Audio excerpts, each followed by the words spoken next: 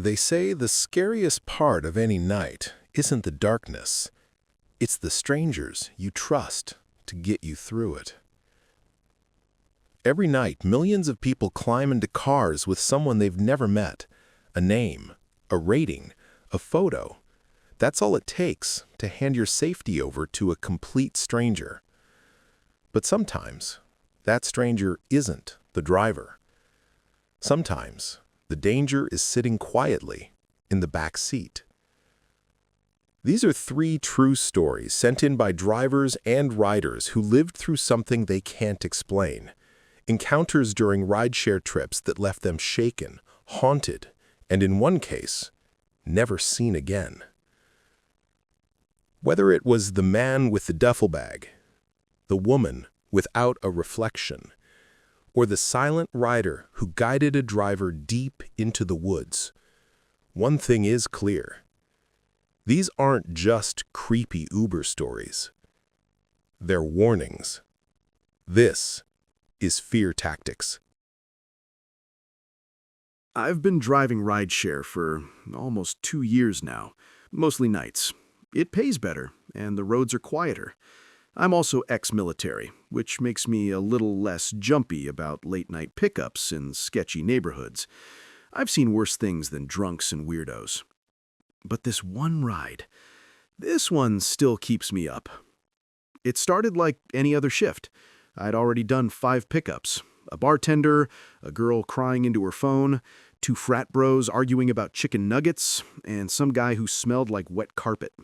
Standard Tuesday. Around 1:47 a.m., I got a ping. No profile photo. Name just said J. Pickup was on the edge of an industrial zone just off Highway 22. Normally, I'd ignore something like that. But it was a slow night, and I was $5 short of my daily goal. So I tapped accept and headed over. The place was dead. No streetlights, just a row of warehouses and a broken vending machine humming to itself. I rolled up and flicked my hazards on. A few seconds later, I saw him. He came out from behind a chain-link gate like he'd been waiting there. Business casual. Slacks, dark jacket, no tie. He walked fast, like he was late, and dragged a huge duffel bag behind him. Not a gym bag, the kind you take camping for a week, or to hide something in. I leaned over to unlock the passenger door, but he motioned to the back seat. "Mind if I sit behind you?" he asked, voice soft, almost too soft. Sure," I said. "You want help with that bag?" He shook his head. "I'll put it in the trunk." I popped the trunk, watching him through the rear view as he struggled to lift the thing. It thudded into the trunk like dead weight, heavy and awkward. He shut it gently and got in the back seat. "Thanks," he said, like we were just 2 normal people. I started the car. "Where to?" "Just head west on 22, he said, eyes forward. "I'll tell you when to exit." That was red flag number 1. But, hey, people are weird. Maybe he didn't trust the GPS, or maybe he was going somewhere off the grid. As long as he paid and didn't puke in my back seat, I didn't care. We drove. About 5 minutes in, I tried to break the silence. "So, you heading home, or traveling?" He didn't answer. I glanced up. He wasn't on his phone, just staring out the window like something out there was more interesting than me. That's when I noticed something strange. The car smelled weird. Not like BO or fast food. Something faintly metallic, sharp. Not quite blood, but close. I checked the mirror again. He looked calm. Too calm. Maybe he was a hunter, I thought, or had gym gear in the bag. But that didn't explain the silence. He finally spoke, out of nowhere. "Stay on this road for a while. I'll let you know." That was red flag number 2. I nodded, tried to focus on the road, but I was starting to feel that crawling tension, the kind you get when your body knows something's off before your brain catches up. That's when I heard it. Thump. Just once. Faint. Like something shifting in the trunk. I glanced back instinctively, but the guy didn't move, still facing the window. I waited. Nothing. Then, thump, thump. Louder. Rhythmic. Like something, or someone, struggling. I turned down the radio. The guy noticed. "Road's a little bumpy, huh?" he said, smiling at the glass. There weren't any bumps. The road was smooth as hell.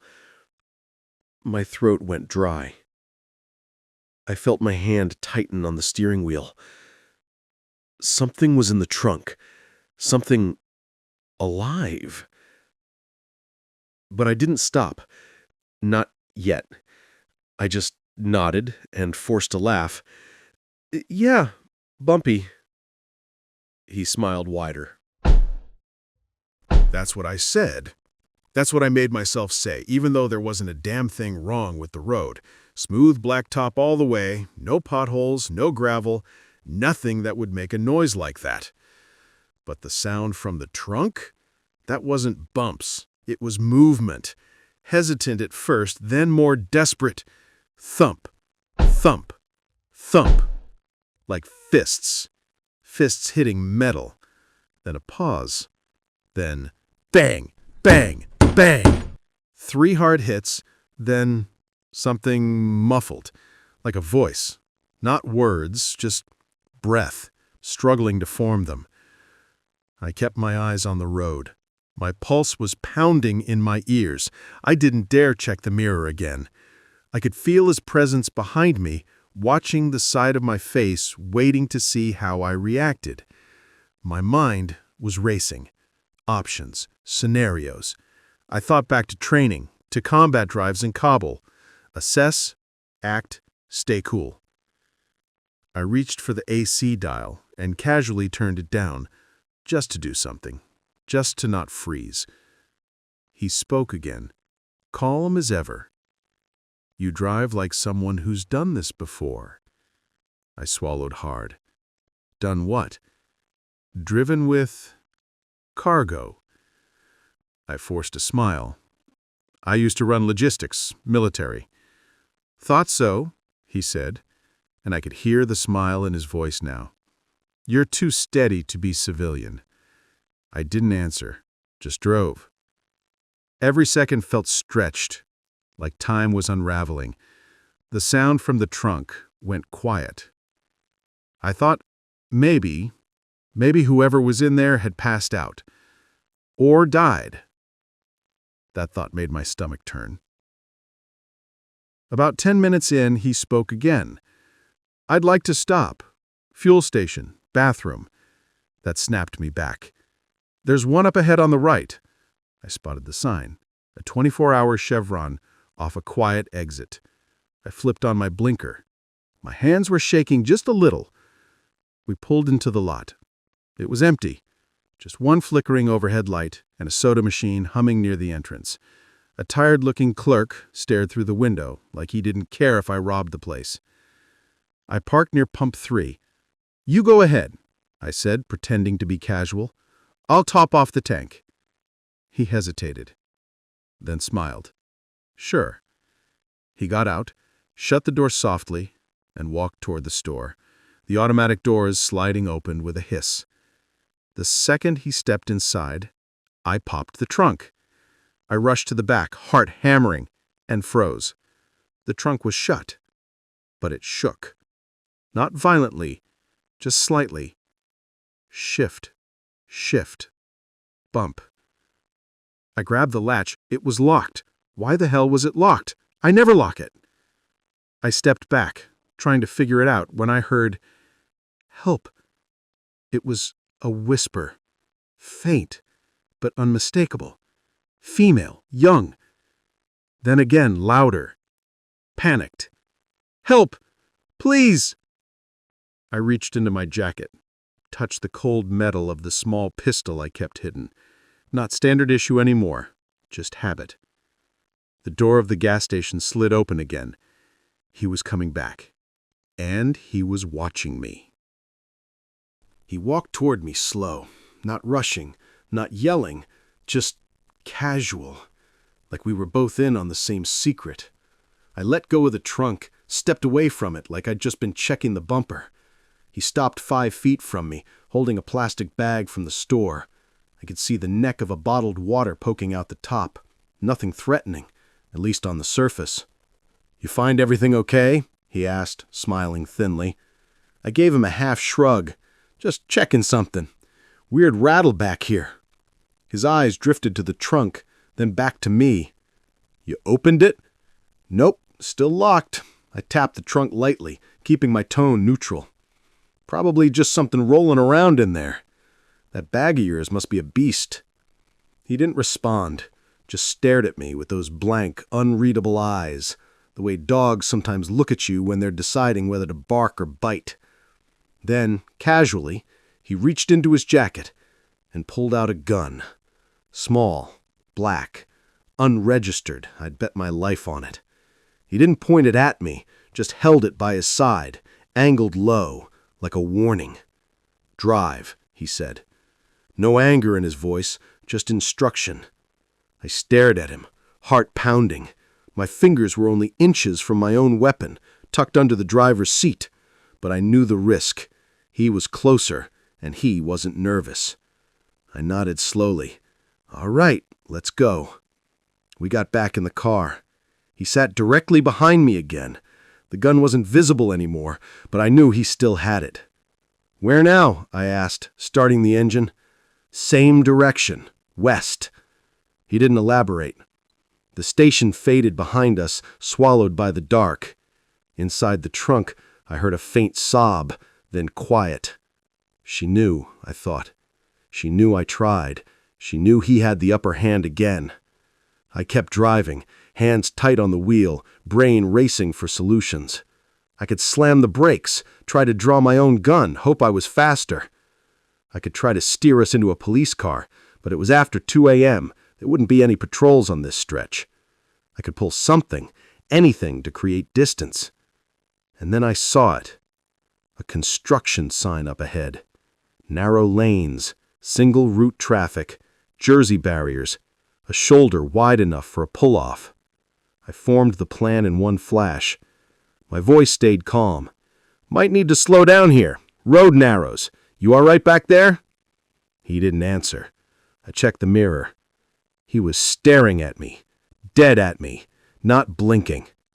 We entered the construction zone. Orange cones whipped by, barriers closed in. The road dipped slightly. I hit the brakes. Not hard, just enough to make the car lurch. I slapped the hazard lights on. "Damn," I muttered. "Power steering feels weird." He leaned forward slightly. "What are you doing?" "Gotta check it. Won't take a sec." I opened the door slowly, didn't make sudden moves. Stepped out, pretended to pop the hood. Then I bent down, reached under the seat, and pulled my gun. He was already stepping out. I came around the car fast. He raised his weapon, but I was already swinging. Tire iron, right across the jaw. He hit the ground with a groan. Gun clattered away. I didn't hesitate, grabbed the keys, opened the trunk, and there she was. She was maybe 16. Duct tape across her mouth, hands bound. Pale face, wide, terrified eyes. I ripped the tape off. "Please," she sobbed. "He said he'd kill me. He killed the others. He—" "Shh," I said. "You're okay. You're okay now." Behind me, he was moving, grunting. I turned, and he was smiling. Lips bloody, nose broken, but smiling. "You think you're a hero?" he rasped. "She's not the first." Sirens in the distance. I'd called 911 before we left the gas station. Left the phone on the seat, speaker on. They heard everything. I kept the tire iron gripped tight in my hand as I crouched beside the girl. She was trembling, blinking hard at the headlights as if she hadn't seen real light in days. Her wrists were red, the tape cutting into her skin. Whoever he was, he'd bound her with brutal precision, fast, tight, with no concern for circulation. I pulled my pocket knife from my belt and cut her loose. She flinched when I touched her. Like every contact meant pain now. "It's okay," I said. "You're safe. He's down." Tears streamed silently down her cheeks. I helped her sit up, then leaned in close. "Can you walk?" She nodded weakly. "Good. Get in the front seat and lock the doors. Stay low." She climbed out on unsteady legs, barefoot. One sock was half off her foot, soaked in something dark. She didn't say a word, just obeyed like it was life or death, because it was. She got in the passenger seat and curled up, locking the doors without me saying a thing. I turned back to the man. He was lying flat on the pavement, his eyes half closed, blood dripping from the corner of his mouth. But he wasn't unconscious. He was smiling. "I know your type," he croaked. "You think this makes you righteous." I didn't answer. "You think you saved her?" Still, I said nothing, just stepped closer, keeping the tire iron between us. "She's just the one who got lucky. You think you caught me? You don't even know what's in the woods." I paused. My heart skipped. "What?" I asked. He chuckled, coughing as he did. "They think I'm the monster. They never see what's behind the curtain." "You're insane." "Am I?" he whispered. "Open the rest of the bag." I didn't know what he meant until I glanced back at the trunk. The duffel bag. I hadn't looked inside it. I'd been so focused on the girl. I turned slowly and stepped toward it, unzipped it, and nearly threw up. Inside were Polaroids. Dozens of them, maybe hundreds, all neatly rubber-banded together in thick stacks. Some were old, curled at the corners. Others were fresh. Each one was a face. Girls, boys. Some looked barely 12. Some smiling. Some crying. Some unconscious. At the bottom, under the photos, were keepsakes, bracelets, hair ties, scraps of clothing, souvenirs. My vision tunneled. I had to brace myself on the edge of the car just to stay upright. He spoke again from behind me. "She was supposed to be next. I spent months watching her, timing it. You screwed it up." I turned. He was sitting up now, legs splayed out, blood running down his chin. "You won't stop them," he said. "You think I'm the only one?" The sirens were closer now, red and blue flickers starting to dance across the trees at the edge of the construction zone. I stepped forward, gripping the iron tighter. "You're done," I said. He looked at me, eyes bright with something feral. Then he laughed, long and loud and real. The cops pulled up in a flurry of tires and commands. Guns drawn, flashlights blinding, voices shouting. "Hands up! Get down! Driver, step away from the suspect!" I dropped the iron and raised my arms. The girl screamed from inside the car. They rushed her first, then came for me.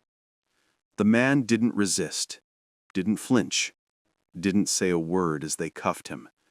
Just smiled, like he'd already won something I couldn't see. They questioned me for 2 hours on the side of the road. First the beat cops, then detectives. A forensics van pulled up to process the car while I sat on the back bumper of a cruiser, watching the blue and red lights spin across the trees. The girl, her name was Emily, was taken to the hospital. She didn't speak much, just kept repeating "thank you" over and over, like a broken record. They told me she'd been missing for 3 days. Her parents thought she'd run away.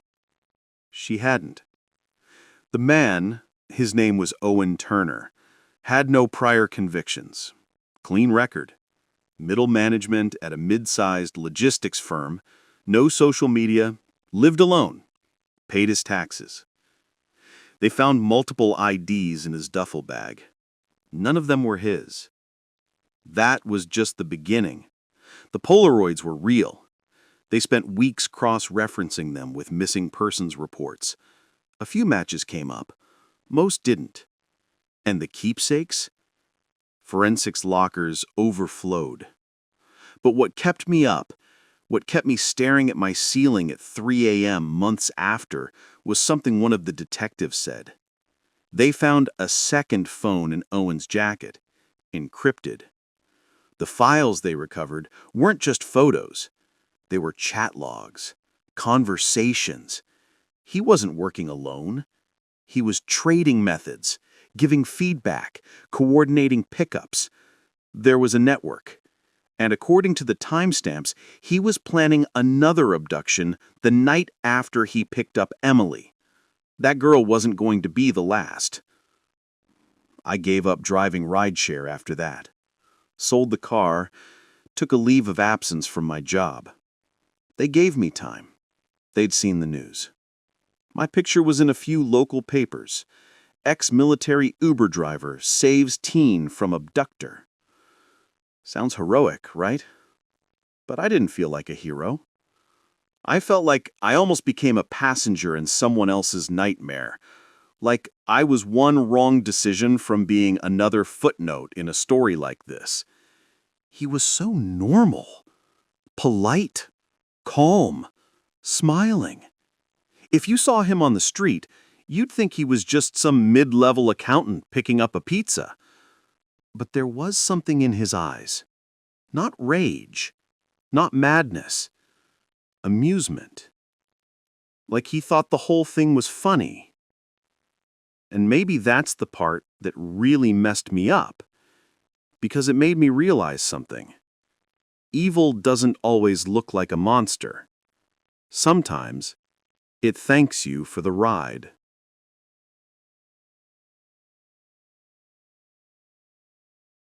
I drive Uber most nights after class.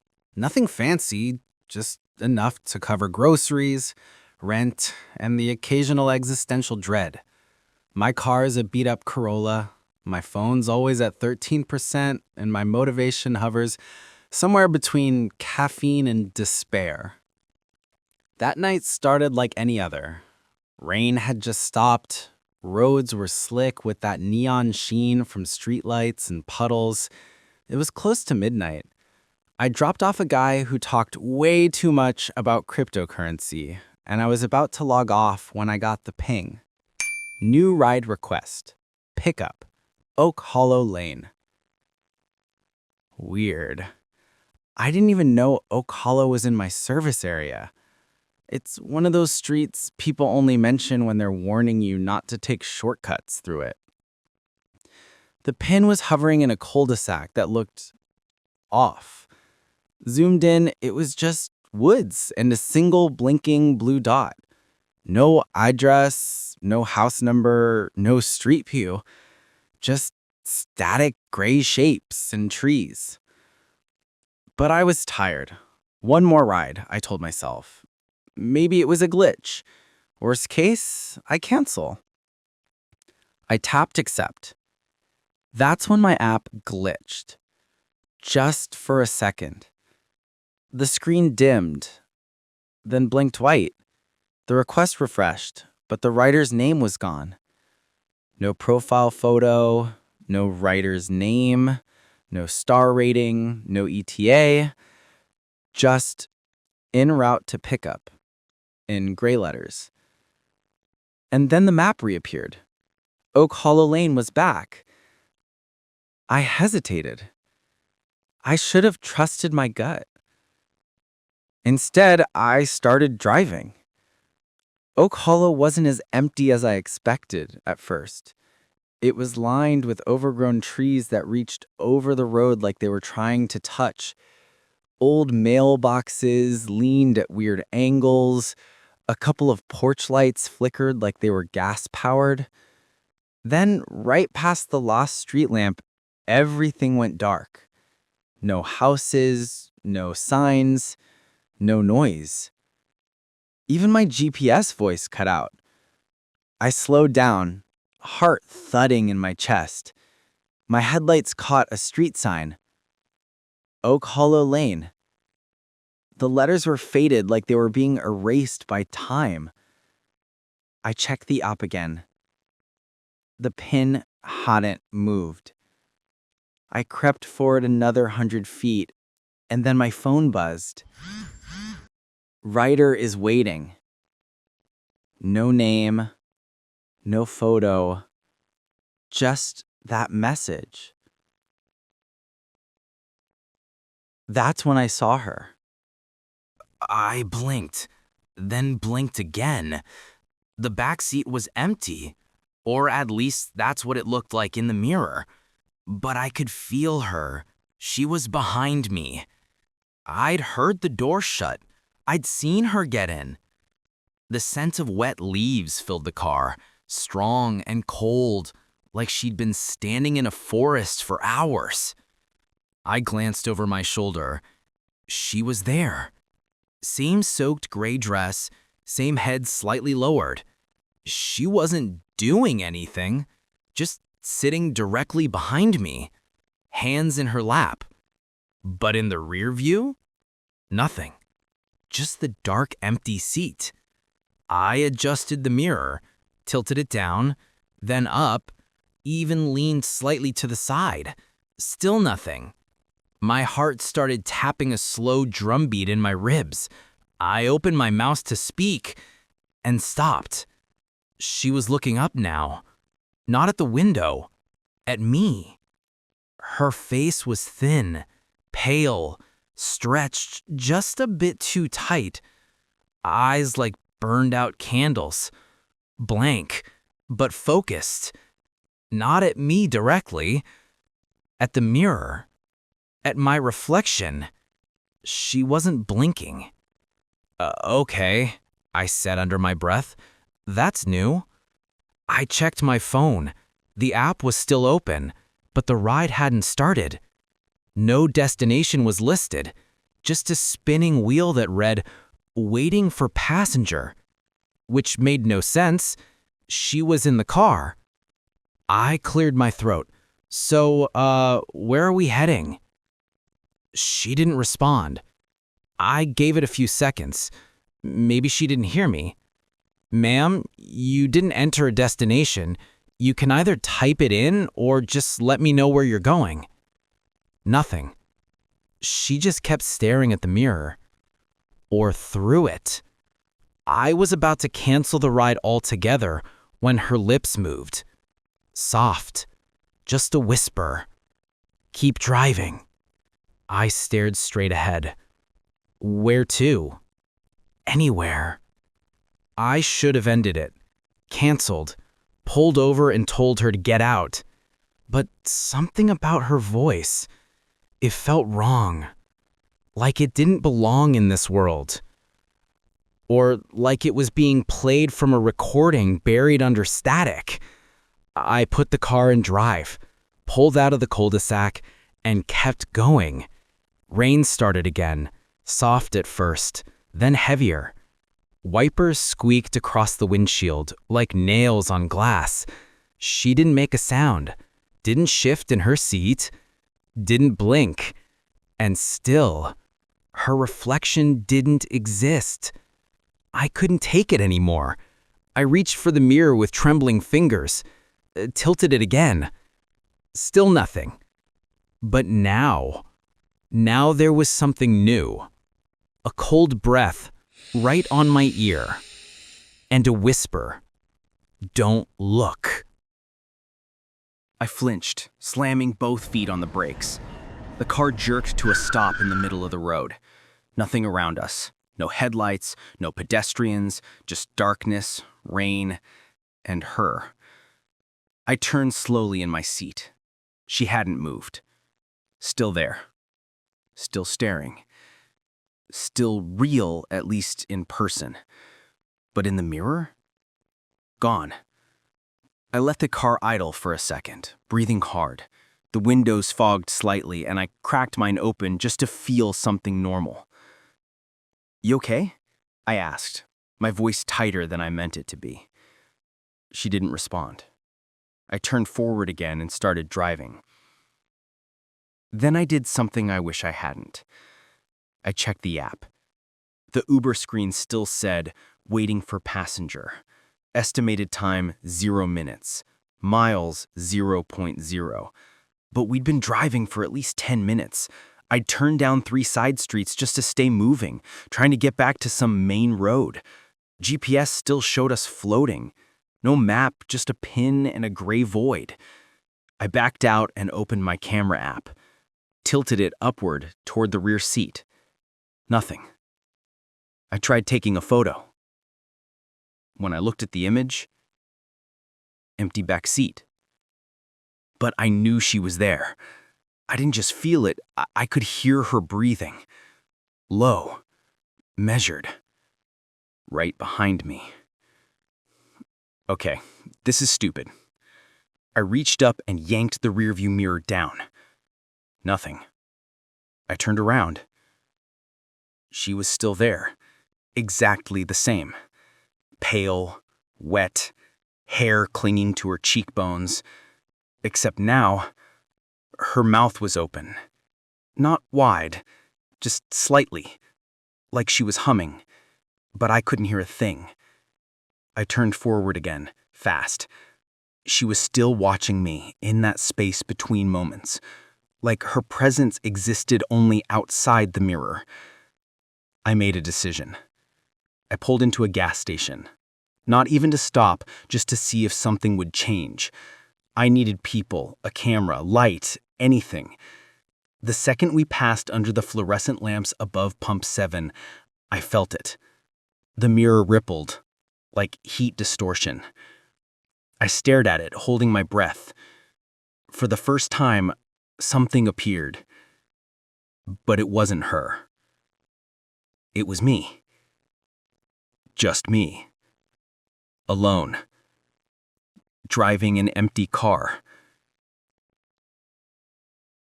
I leaned in close to the mirror, closer than I should have. And there, deep in the reflection, behind my seat, something moved. Not her face, not her body, just a blur. A shape shifting through the air like smoke under water. And it whispered, "Closer." I slammed the gas and tore out of the station. No idea where I was going, no idea what I was doing. Just knew I couldn't stop, couldn't look, couldn't think. Because every time I glanced at the mirror now, it showed a little less of me and a little more of her. I was somewhere outside of town now. No signs, no streetlights, just a narrow 2-lane road bleeding into forest on both sides. I couldn't have told you how long I'd been driving. The phone said it was 12:44 a.m., but it had said that 20 minutes ago too. And the mirror? It wasn't a mirror anymore. It was a window. Not to what was behind me, but to somewhere else. Each time I glanced, it showed different versions of the back seat. Sometimes it was empty. Sometimes it showed her, staring. Only her eyes weren't human. Too dark. Too wide. Once it showed my seat, but no driver. That's when I stopped looking. I spotted the tunnel just as I crested a hill. An old, narrow underpass, probably for trains. Graffiti on both sides, concrete cracked and dripping from the rain. It looked like it hadn't been used in years, but it was the only way forward. As I approached, something about it looked wrong. Like the mouth of it wasn't empty. It was waiting. I eased off the gas, but my hands kept the wheel steady. Inside, the air got colder, and the lights inside the car flickered once, twice, then went out completely. Total darkness. No headlights, no dome light, no glow from the dash. Even the phone screen had gone black, like it was dead. I couldn't see her, but I felt her. The seat creaked behind me. Fabric shifted. Then her voice, softer than ever. He always looked in the mirror until it looked back. I said nothing. Just gripped the wheel like it was the last thing tethering me to reality. She kept speaking, but now it was inside my head, like a whisper pushing through from the inside. You carry pieces. They rot. You hide them, but I see them. What do you want? I whispered. The air behind me thickened, and something brushed the back of my neck, ice cold, like a hand made of fog. You, like him, like all of them. I slammed the brakes. The car screeched, tires sliding on wet concrete, and came to a hard stop just outside the other end of the tunnel. Light flickered back on. The dash glowed. The headlights returned. And the mirror showed only me. Alone. I turned around slowly. The back seat was empty. She was gone.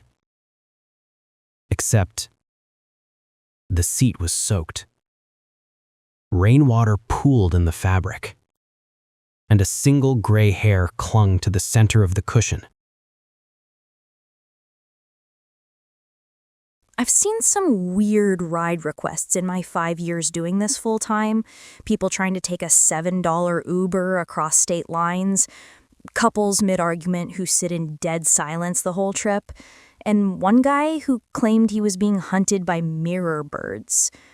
But nothing like this. It was a Sunday night, around 11:30 p.m. I was parked in a grocery lot, finishing my Red Bull and debating whether to call it a night when the ping came through. At first, it looked normal. New ride request. I tapped the screen. Then froze. There was no name, no profile photo, no star rating, no trip history, just the word pending. And the pickup location? A blank pin dropped near the edge of a state forest about 25 minutes from me. No street address, no house number, just a dirt turn-off road labeled Access Road 17C. I blinked, expecting it to refresh. It didn't. I tried hitting decline. Nothing happened. I tapped it again. Still nothing. Instead, the screen just flashed and switched to en route to pickup. My jaw clenched. Oh, come on. I wasn't even touching the gas yet, but the app was acting like I was already on my way. That's when the timer started. 25 minutes. ETA to pickup. I watched it count down a few seconds. I tried closing the app. No luck. I force closed it, reopened it. Still lucked in. And now the cancel ride button was grayed out with a spinning wheel underneath it that read, System override in progress. My phone buzzed again. Don't be late. No number, no sender. Just the message. I stared at it. Then, stupidly, I drove. I told myself it was a glitch, that the app was freaking out, that I'd get there, no one would be there, and I could just report the ride and call it a night. The pickup location was somewhere just outside Glenville, a place I'd never had a ride from in 5 years. The further I got, the fewer streetlights I saw, and the quieter it got. By the time I was 10 minutes out, the only sound was the tires and the occasional chirp of a cricket cut in my wheel well. Then, headlights. Up ahead, parked crooked in a gravel turnout, was a person standing beside a small road sign. Gray hoodie, black jeans. They weren't waving. They weren't even facing me fully, just standing at an angle, head tilted slightly down like they were trying not to be noticed. I slowed the car. The app pinged again. Passenger has arrived. No name, no info. Just the door unlocking with that familiar click. They got in without a word and sat behind me. The moment the door shut, my signal dropped. No bars. The map screen went black. The second the back door clicked shut, the air inside the car changed. Heavy, still, like a room sealed too long. I adjusted the mirror, just enough to glance at the passenger. Gray hoodie, hood up, head low. They didn't say a word, not even a hello. I tried to break the silence. Hey, how's it going? Nothing. I cleared my throat.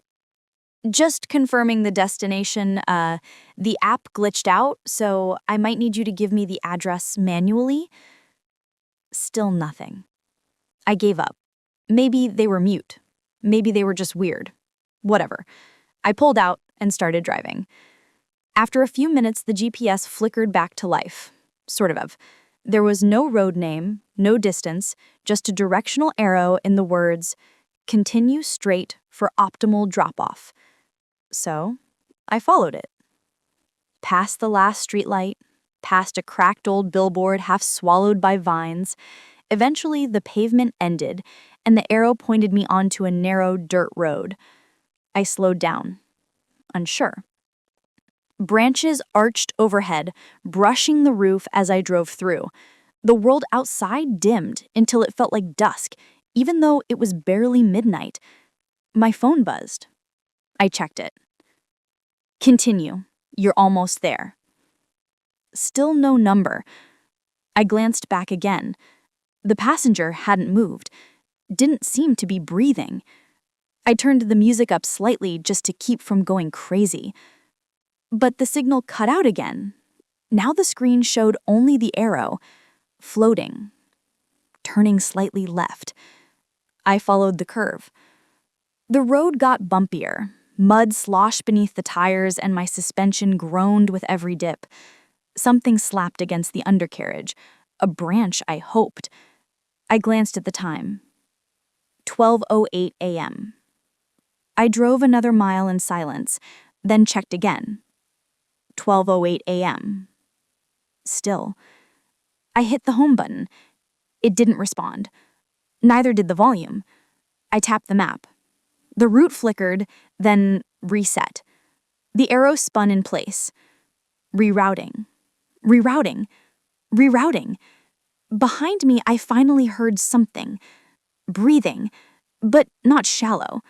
Measured. Deep. Wet.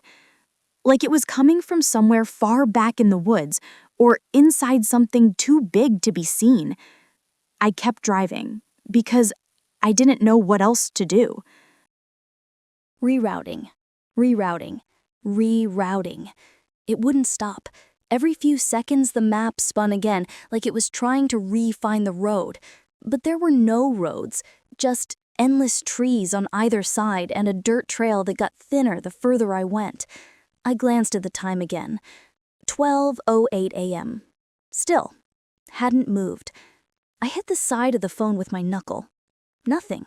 Just that same looping route and the blue arrow, now vibrating slightly like it was trying to break free from the screen. The breathing behind me stopped. I turned the volume up a bit more, just enough to play static through the speakers. Music wouldn't load. No Spotify, no local files. Just that weird, blank hum that sounded too much like whispering through static. The app blinked again. New message. ETA 21 minutes. I frowned.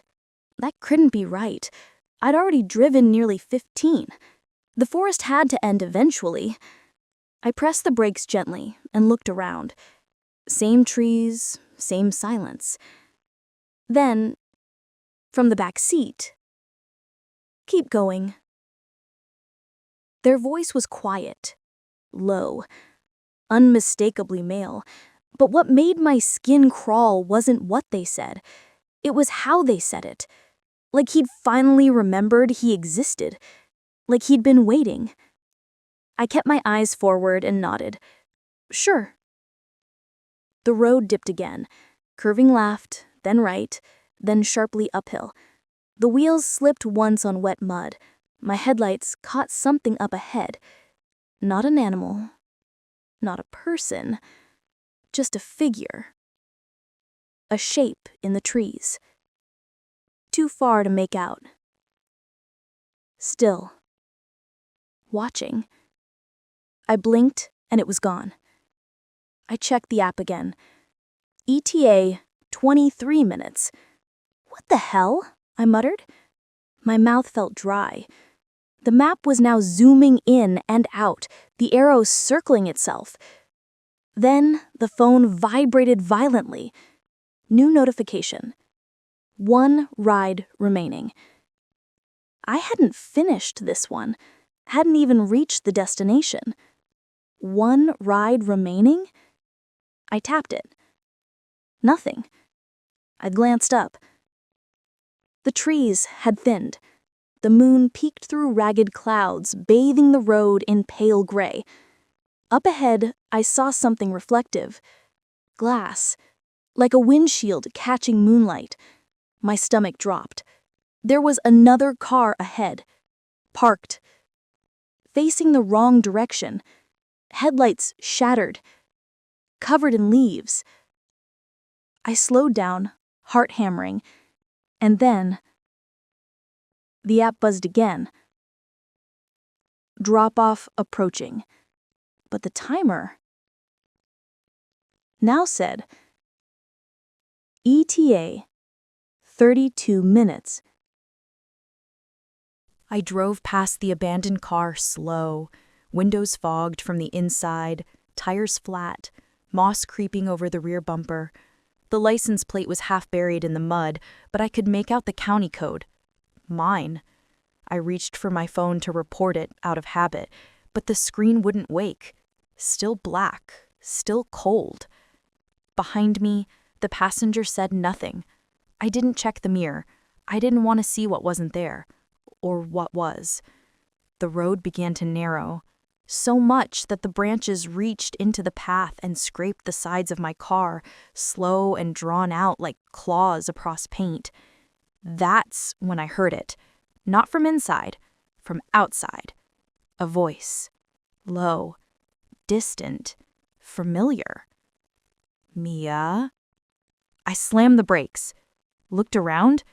Nothing. Just trees. Then again.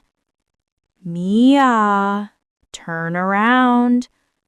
Not angry, not mocking, just patient. Like it had been calling for hours and I was only now hearing it. I checked the mirror. The back seat was empty. I turned slowly. The passenger was gone. Door still shut. No movement. No sound. The seat was dry. Completely dry, even though the hoodie they wore had soaked it through minutes earlier. That's when the back left window fogged. 3 long streaks dragged down the glass, from the outside. I heard something shuffle across the trunk. The branches swayed, not from wind, from weight. Then it dropped, something heavy, onto the roof. A thud above me. I froze, hand still on the steering wheel. My breath caught in my throat. The voice came again. Mia, you're almost home. The door locks clicked, one by one. Then the passenger's voice spoke again, from behind me, even though I could see no one was there. I like your car.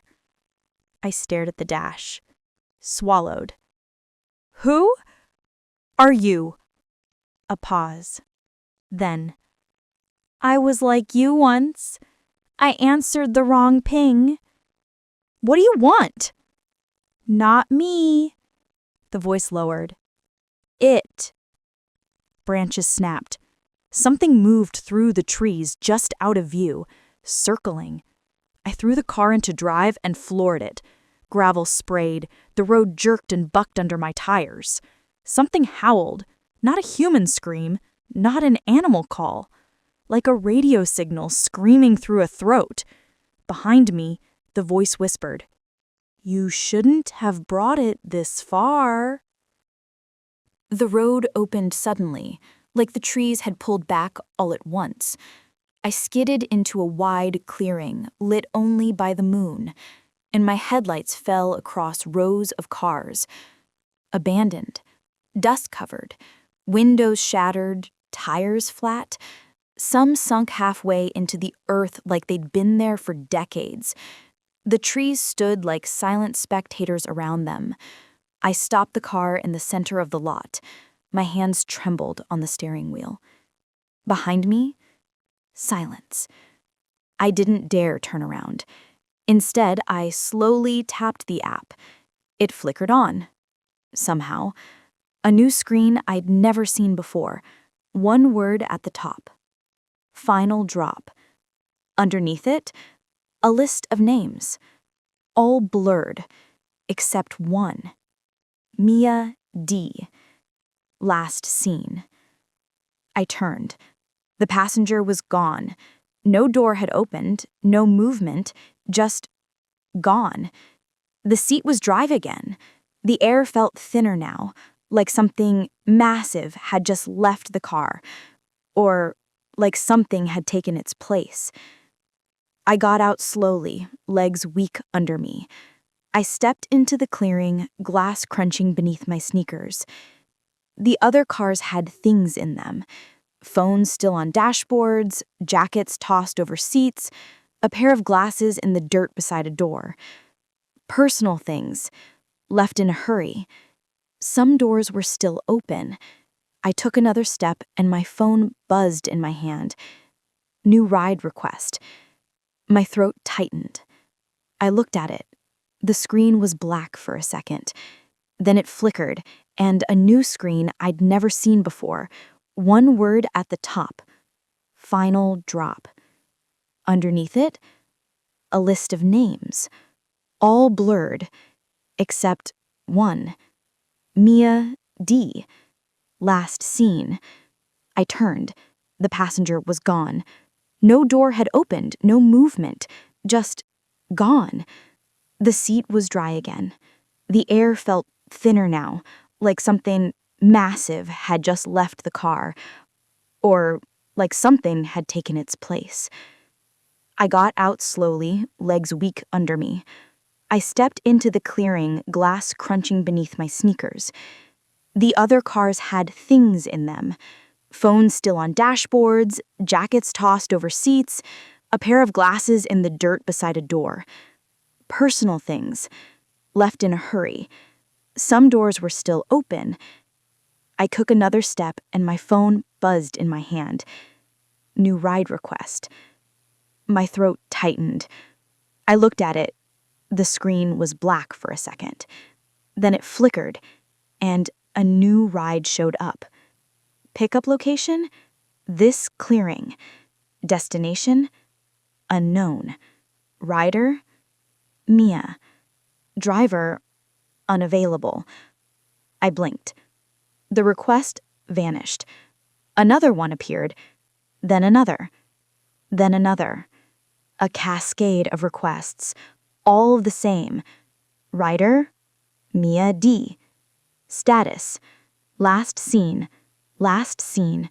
Last seen. Last seen.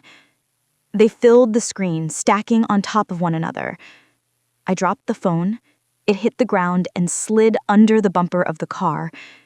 And in that silence, I heard one final thing. The same voice from before, but now, inside my head, whispering, "One more passenger."